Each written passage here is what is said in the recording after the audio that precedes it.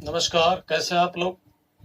हम लोग fundamental rights का स्टडी कर रहे हैं और आज हम लोग तीसरे फंडामेंटल राइट्स का स्टडी करेंगे।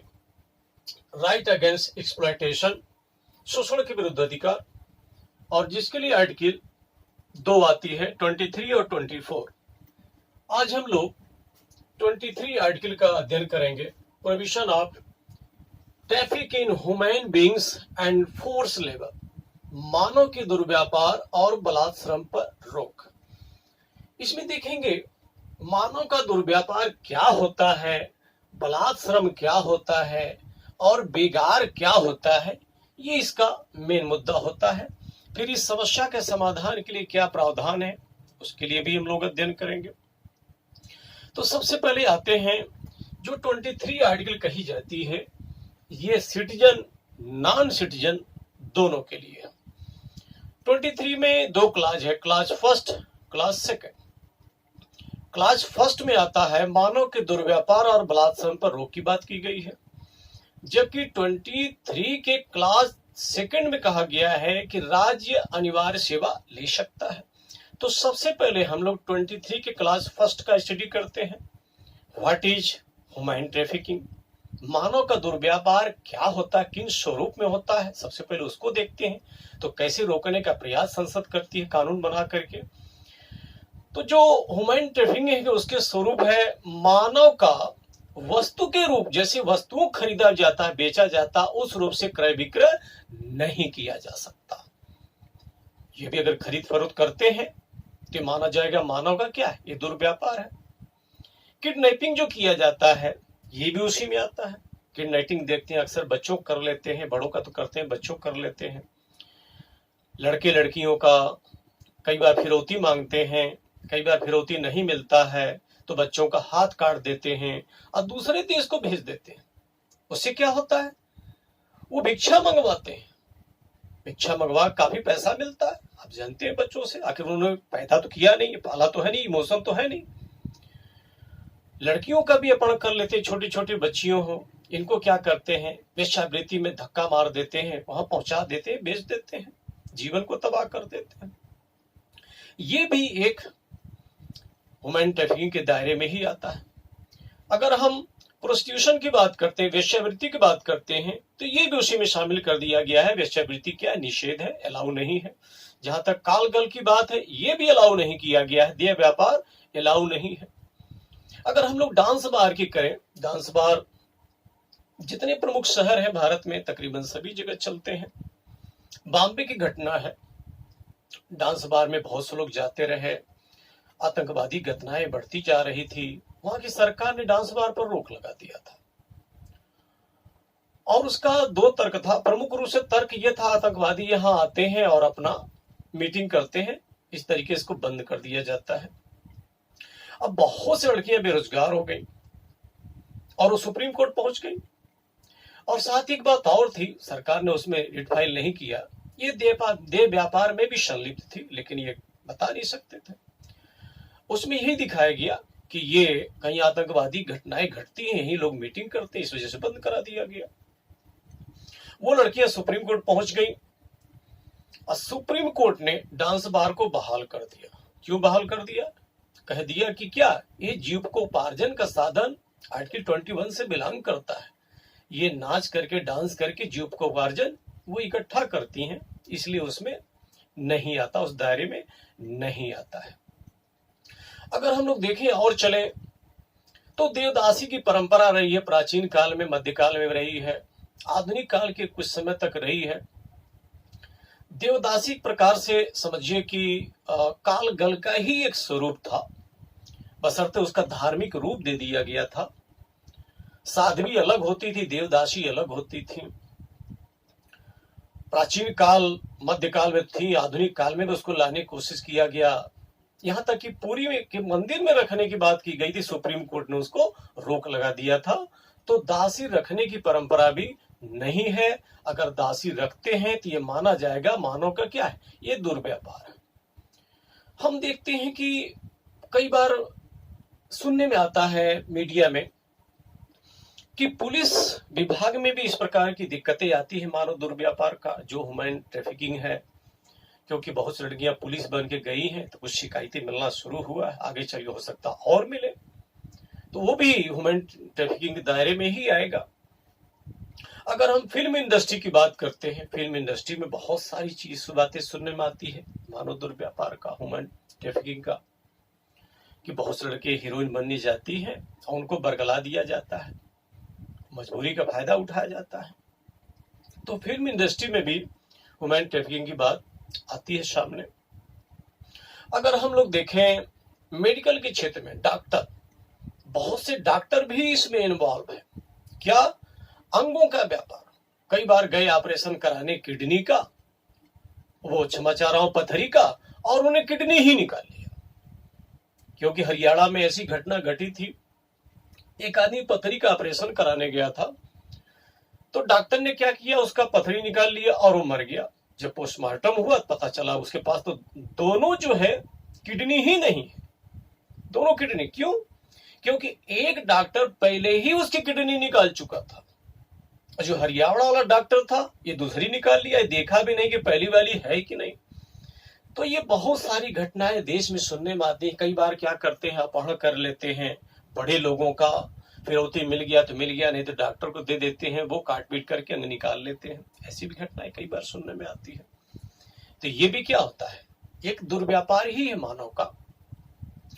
अगर हम लोग देखें कि जो बलात् श्रम कहा जाता, मानव के दुर्व्यापार और बलात् श्रम पर, तो बलात् श्रम क्या होता है कि मनुष्य के इच्छा के बगैर जो काम लिया जाता है वो बलात् श्रम के दायरे में आता है। पहले उसको पैसा दिया जाए, हो सकता है पैसा न दिया जा रहा हो, उसकी जोर जबरदस्ती काम करवाएं, बलात् श्रम तो आएगा ही। यदि उसको पैसा दे रहे हैं, जोर जबरदस्ती से काम करवा रहे हैं, तब भी वो बलात् श्रम के अंतर्गत ही आएगा। इसी पर एक केस फाइल हो गया था, Deena versus union of the India.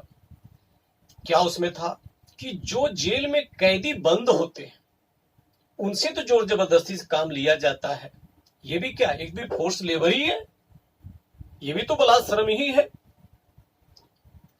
तो वहां पर सरकार का तर्क था, बड़ा अच्छा तर्क रहा सरकार का, जिसमें सुप्रीम कोर्ट ने भी मान लिया कि वास्तव में ये क्या है, ये अपराधी है, ये अपराधी है।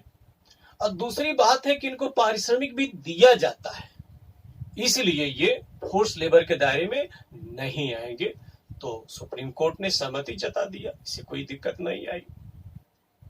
अगर हम लोग और आगे देखते हैं तो बहुत सारी समस्याएं बलात् श्रम पर रही है, प्राचीन काल में ही, मध्यकाल तक रही, आधुनिक काल तक चलती रही है। जैसे जमींदार जो हुआ करते थे, साहूकार, ये भी जोर जबरदस्ती से काम लेते थे, बेगार का काम लेते थे। जमींदार कैसे लेता था कि जमीनें किसकी रहती थी, जमींदारों को रहती थी, वहां पर बसने के लिए कह देता था कि बस जाओ, और जब बस गया किसकी जमीन में, जमींदार की जमीन में। खेती किसका करेगा, जमींदार का। अगर उस किसान का कोई काम है तो किसके अधीन है, जमींदार के अधीन। अब उसे कई बार ऋण लेता था, और ऋण लेने क्या, ऋण के जाल में फंसा देता था। इस तरीके से एक प्रकार से बधुआ मजदूर बन जाते थे, जो जबरदस्ती से काम लेता था वो बधुआ मजदूर कैसे हो जाते थे। ऋण लिया है तो भागेगा कहां, और चक्रवृद्धि ब्याज में जोड़ देता था। कई बार क्या, लोग जरूरत बस साहूकारों से ऋण ले लेते थे, और साहूकार इतना चालाक दुष्ट टाइप का कि वो कागज पर लिखवा लेते थे। लिखवाने के बाद क्या करते थे, चक्रवृद्धि ब्याज से पैसा बढ़ रहा है, चक्रवृद्धि ब्याज से बढ़ रहा, अगर नहीं दे पाता था तो नतीजा क्या होता था कि इसके जो आने वाली पुश्तें होती थी, जो वंश होती थी, वो कर्जदा भरती थी, और वो साहूकार क्या करता, चक्रवृद्धि ब्याज से बढ़ता चला जा रहा। और कई बार तो ऐसा कर देता था कि उसमें अजीब अजीब बदमाशी कर देता था। यहाँ अंगूठा लगवा लिया, पढ़े लिखे लोग तो होते नहीं थे, और इसमें जो रकम लिखवाया हुआ है, जैसे मान लीजिए यहाँ मैं 2000 लिख दूं, 2000, तो आगे चल के सुनना बढ़ा दिया, कौन जानता है, कह दिया कि तुम्हारे बाप ने इतना पैसा लिया था, अब यहाँ अंगूठा भी लगा हुआ। पढ़े लिखे लोग तो उसमें होते नहीं थे। अब फिर क्या करता था ये, उनकी जो वंशज होती थी, जो आने वाली पुश्ती रहती थी, उसी में फंसा देता था, कहता तुम सब कर्जा भरो। तो इस तरह भरते भरते चले, जो मूलधन होता था उससे ज्यादा बढ़ा देता था। इसका मतलब बगैर पैसा दिए काम लेता था और बधुआ मजदूर बना देता था। बेगारी भी कराता था, जबरदस्ती भी काम कराता था। जहां तक भट्ठा की बात करते हैं, भट्ठा में बहुत जगह बधुआ मजदूर हैं। भट्ठा मालिक क्या करते हैं, पूरा हिसाब नहीं देते, फंसाए रखते ताकि अगली बार या आ सके। कई बार छापा मार करके उनको पैसा दिला करके सरकार हटवाती भी है। अच्छा, इसी पर कुछ केस भी आए थे। जैसे मणिपुर का एक मामला है, एक प्रधान था, वो नियम बना दिया था कि गांव के हर घर का एक सदस्य एक दिन आके हमारे यहाँ काम करेगा। तो उसी पे एक पिटिशन फाइल हुई थी।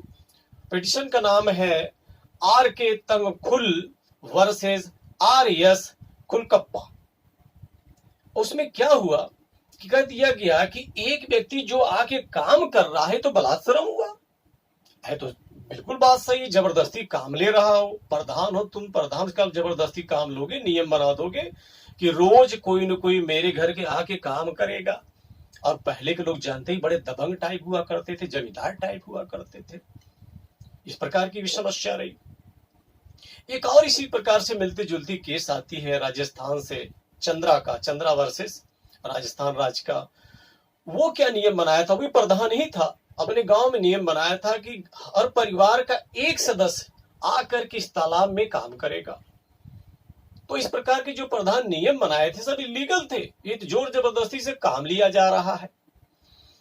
और कहा गया कि समय से ज्यादा काम लिया जा रहा है मजदूरों से, तो ये भी क्या है, एक बलात्श्रम के ही दायरे में आएगा। इसी पर एक केस भी हो जाता है।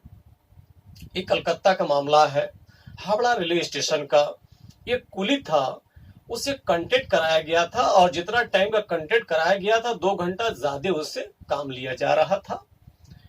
और ये मामला है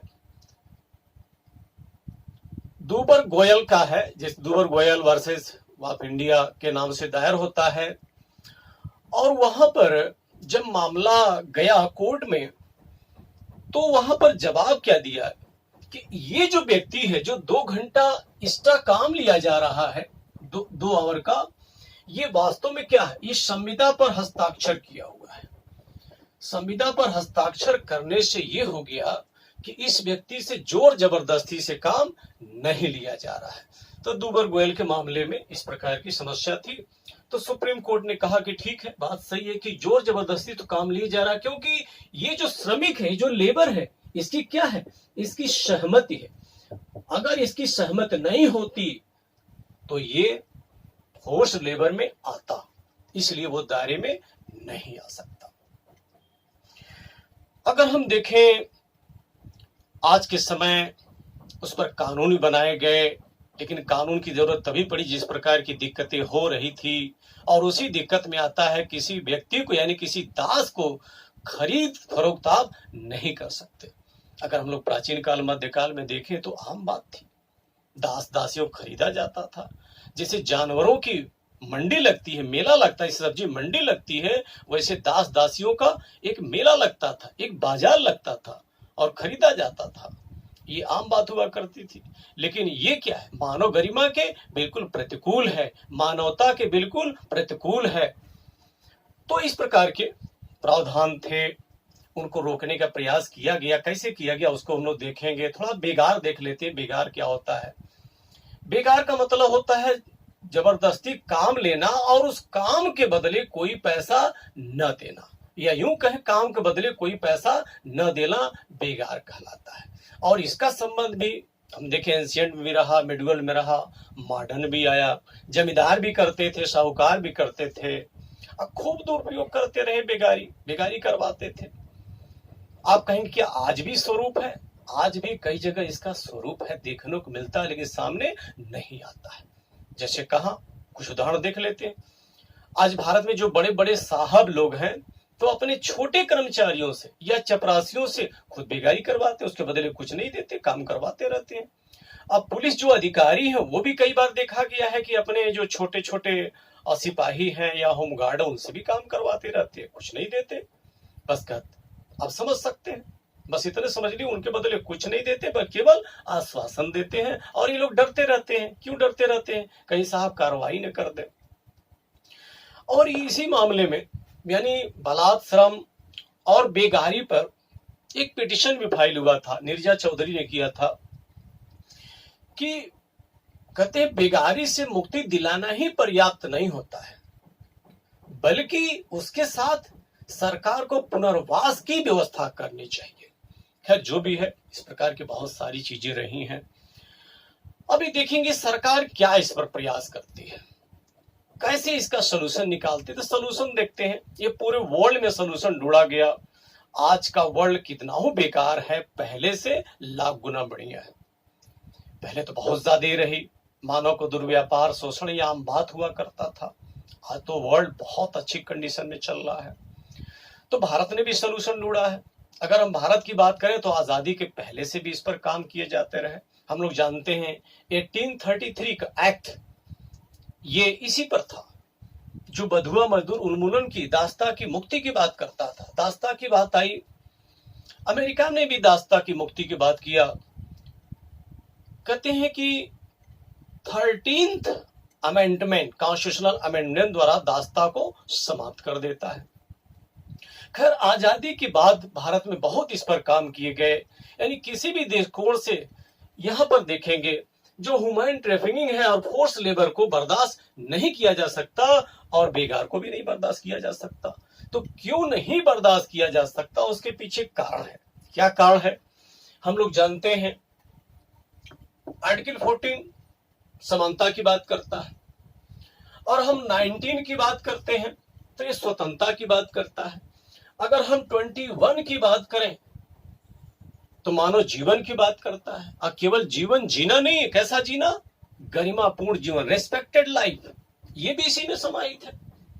तो जब यहाँ पर ह्यूमन ट्रैफिकिंग रहेगा, फोर्स लेबर रहेगा, बेगार रहेगा, और देखेंगे यहाँ पर वेश्यावृत्ति होती रहेगी, जबरदस्ती कराते रहेंगे, तो क्या इन लोगों को जो एक स्वतंत्रता, समानता और जीवन की गरिमा की बात की गई, वो क्या वास्तव में सुलभ हो सकता है? कतई नहीं हो सकता है। जब तक इसको रोका नहीं जाएगा तब तक ये स्वतंत्रता नहीं मिलेगी, तब तक मानव गरिमा नहीं आएगी। तो हमारे संविधान निर्माताओं ने आर्टिकल 35 में प्रावधान कर दिया है। 35 में क्या है कि फंडामेंटल राइट संबंधी कोई भी लॉ बनाना होगा तो ये पावर जनरेट होता है कहां से, 35 से। यानी यहां से ये विधि बना सकते हैं, लॉ बना सकते हैं। तो इसके अगेंस्ट जो दुर्व्यापार हो रहा है, जो बलात्श्रम हो रहा है, इसके अगेंस्ट यहां से कानून बना सकते हैं। ये पावर है, किसके पास पावर है, पार्लियामेंट के पास पावर है, संसद के पास पावर है। और इस शक्ति का प्रयोग संसद ने समय समय से किया भी है। जैसे हम लोग देखिए 1948 में न्यूनतम मजदूरी अधिनियम बनाया। 1956 घटना है suppression of immoral traffic in women and girls act बनाया, और 1956 में ही अनैतिक व्यापार अधिनियम बनाया। 1956 में ही मानव तस्करी पर रोक संबंधी कानून बनाया। हम लोग 1970 की बात करें तो ठेका श्रमिक अधिनियम बनाया है, और 1976 की बात करते हैं तो बधुआ मजदूर उन्मूलन भी बनाते हैं, और 1976 में ही समान पारिश्रमिक यानी समान रूप से वेतन देना चाहिए, इस प्रकार के कानून का प्रावधान करते हैं। साथ ही देखेंगे कि सरकार तो प्रयास कर ही रही है अब कानून बना करके, साथ ही साथ एक जरूरत है कि बढ़िया से अच्छी शिक्षा दिया जाए, तो कि लोगों के अंदर अवेयरनेस आए, तब उससे भी समाधान हो सकता है। इसके लिए भी 86वां संविधान संशोधन 2002 द्वारा जो एजुकेशन का जो राइट है, शिक्षा का जो अधिकार है, उसको फंडामेंटल राइट्स बना दिया गया है, 21A में समाहित कर दिया गया है। यानी शिक्षा का अधिकार अब फंडामेंटल राइट्स हो गया है। तो शिक्षा से बहुत कुछ सुधार हो जाता है, एक जागरूकता आ जाती है, एक अवेयरनेस आ जाता है, सही क्या गलत है वो पता चल जाता है। इस प्रकार से प्रावधान किया गया है। अब हम लोग देखेंगे, यहीं पर हम लोगों ने कहा कि यहाँ पर जो प्रावधान किया गया मानव के दुर्व्यापार और बलात्श्रम के रोक की बात, तो 23 का फर्स्ट की बात की गई, और 23 के सेकंड की बात करते हैं तो ये कहा गया है कि राज्य अनिवार्य सेवा ले सकता है, राष्ट्र हित का मामला हो सार्वजनिक हित का मामला हो, देश के कल्याण का मामला हो, तो अनिवार्य सेवा वो ले सकता है। लेकिन उस अनिवार्य सेवा आरोपित करते समय याद रखेंगे, धर्म, वंश, जाति, वर्ग के आधार पर भेदभाव नहीं करेगा। अनिवार्य सेवा, जैसे मान लीजिए भारत और चीन से लड़ाई हो गई और वहां जरूरत है, क्या जरूरत है? जवानों की। तो यहां देखिए, यहां पर कहा गया धर्म, वंश, जाति और वर्ग के आधार भेद नहीं करेंगे। देखिए इसमें कहीं लिंग नहीं लिखा है, इसका मतलब फीमेल को रहने देंगे और मेल को भेज देंगे। इसमें उम्र नहीं लिखा है, एक उम्र डिसाइड कर सकते हैं। यानी इस प्रकार से इन चारों को छोड़ करके बाकी आधार बना करके राज्य अनिवार्य सेवा, कंपल्सरी सेवा ले सकती है। बशर्ते क्या होना चाहिए? सार्वजनिक हित में होना चाहिए, राष्ट्र हित में होना चाहिए। वो चाहे तो स्वच्छता के लिए अनिवार्य सेवा ले सकती है, देश की सेवा के लिए अनिवार्य सेवा ले सकती है। और मैं बता दूं, कुछ देश तो ऐसे हैं कि अपने नागरिकों को सबसे पहले प्रशिक्षण ही दिला देते हैं, ताकि देश की रक्षा संबंधी अगर कोई मामला आएगा तो ये जवान पहले से तैयार रहेंगे। उसमें नाम इजराइल का आता है। इजराइल अपने सभी नागरिकों को अनिवार्य सैनिक प्रशिक्षण दिलवाता है। सबसे पहले वो सेना के स्कूल में ही भर्ती करवाता, उनका स्कूल ही सेना का है। इस तरीके से, और हमारे देश में भी चाहे तो सरकार ऐसी व्यवस्था कर सकती है, उसके पास पावर है, पावर जनरेट है, एनसीसी के माध्यम से वो तैयार कर सकती है। मैं बताऊं, बच्चे को अगर किसी समूह में रख दिया जाता है, उस विचारधारा से ढल जाता है। अगर हिंदू समुदाय में रख दीजिए तो मानसिकता हिंदू जैसी हो जाती है, मुसलमान ग्रुप में रख दीजिए तो मुसलमान जैसी हो जाती है। अगर हम देश के हित में उस समूह में रख देंगे तो किसके हित में सोचेंगे? देश के हित में सोचेंगे। तो एक एटमॉस्फेयर क्रिएट करना चाहिए, बच्चों को उस एटमॉस्फेयर में रख देना चाहिए, ताकि सबसे पहले उनके दिमाग में जातिवाद, धर्मवाद, क्षेत्रवाद, इस प्रकार की विचारधारणाएं आए। क्या आए? राष्ट्रवाद आए, राष्ट्र का विकास आए, विश्व बंधुत्व का भावना आए, पूरे विश्व का कल्याण सोच सकें। तो इस प्रकार से देखिए प्रावधान किया गया है। इसमें लंबा हो जाएगा और अगले वाले वीडियो में हम लोग देखेंगे आर्टिकल 24। ठीक है, धन्यवाद।